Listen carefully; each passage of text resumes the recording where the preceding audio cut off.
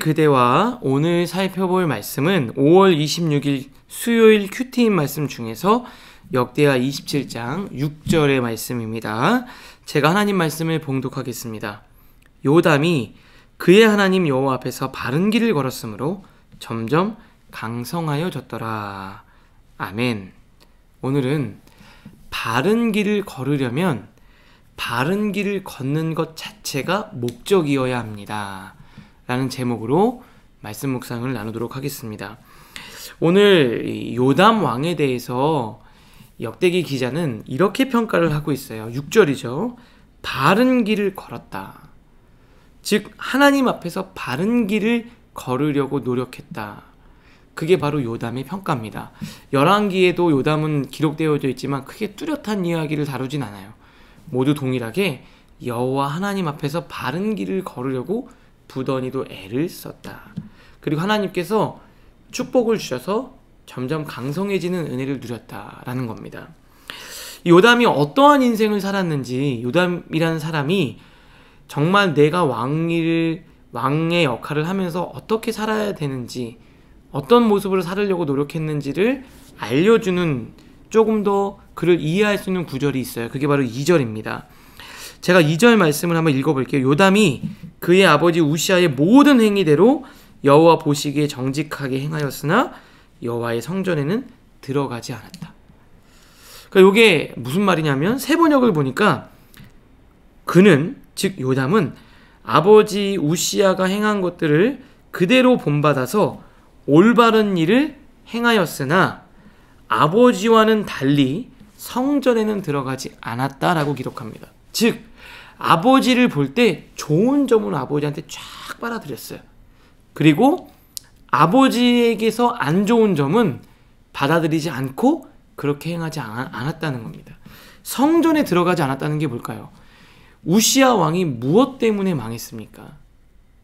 교만해져서 들어가지 말아야 될 자리를 들어가서 하지 말아야 될 일, 제사장이 해야 될 일을 왕이 그 선을 넘고 자기가 직접 분향하면서 제사하려고 했잖아요. 그것들을 다 알고 있었던 요담은 아버지가 했던 좋은 점은 자기가 그대로 받아들였어요.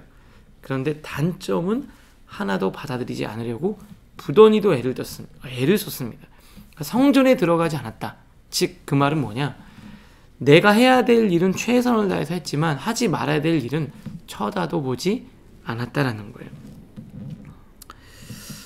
근데 요담이 어떻게 그럴 수 있었을까? 그것은 요담의 목적이 하나님 앞에서 바른 길을 걷는 것 자체가 목적이었기 때문에 그렇게 살 수 있었던 거예요. 우리는 보통 바른 길을 걸으니까 강성해지는구나, 강성해지려면 바른 길을 걸어야 되는구나 라고 생각을 해요. 그런데 강성해지는 것 자체가 목적이면 바른 길을 못 걷습니다. 여러분이 성공하는 게 목적이면 하나님의 말씀을 못 봐요.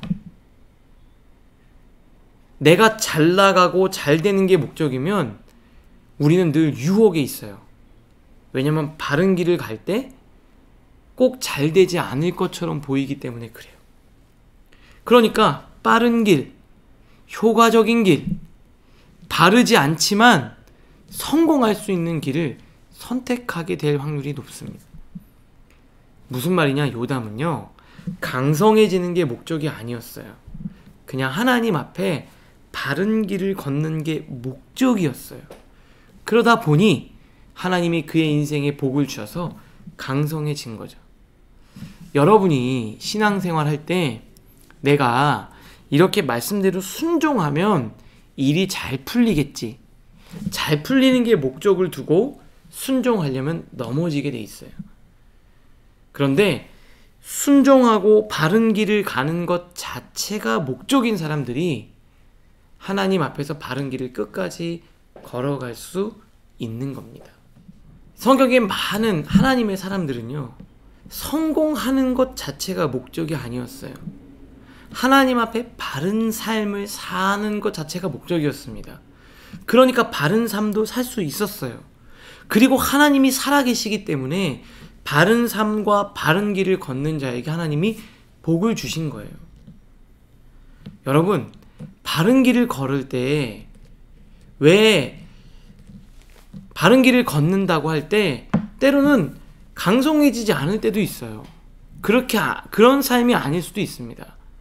그런데 바른 길 자체가 목적이었기 때문에 내가 강성해지거나 문제가 해결되지 않아도 우리는 좌절하지 않고 낙심하지 않을 수 있어요.